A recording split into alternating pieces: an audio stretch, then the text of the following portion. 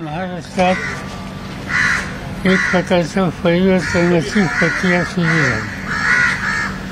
जे काही निवडणुकीचा निकाल आहे तुमच्या हातामध्ये माझे स्टेटमेंट आहे, त्याच्यामध्ये सविस्तर लिहिलं आहे की हा निकाल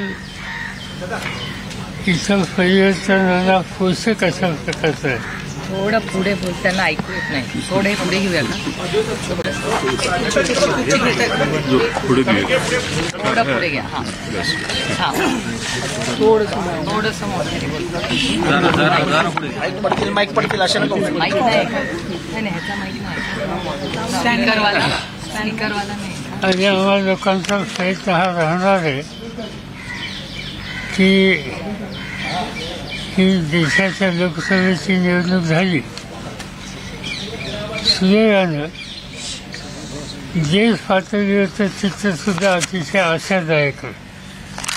विशेषतः उत्तर प्रदेशमध्ये सर्वसाधारणपणानं तुम्हा लोकांचं आणि आमच्या काही सहकाऱ्यांचं असेसमेंट जे होतं त्यापेक्षा वेगळा निकाल उत्तर प्रदेशच्या जनतेनं दिलेला आहे. या निकालाचं आणखीन एक वैशिष्ट्य असं आहे की यापूर्वी भाजपला उत्तर प्रदेश आणि या भागामध्ये जे यश मिळायचं ते त्याचं मार्जिन हे फार मोठं असायचं.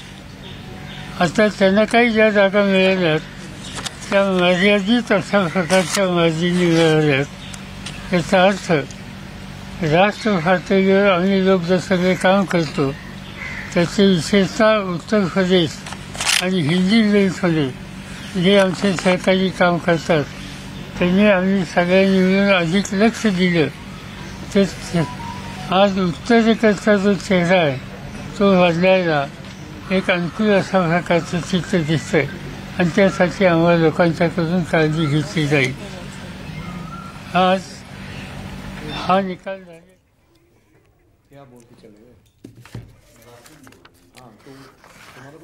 तो आप सुन रहे थे शरद पवार को. देखिए शरद पवार नकली और असली की जो लड़ाई है उसमें कहीं ना कहीं बाजी मारते दिखाई दे रहे हैं. भरोसा, क्योंकि अजित गुट जो है वो मात्र 1 सीटों पर सिमटता हुआ नजर आ रहा है.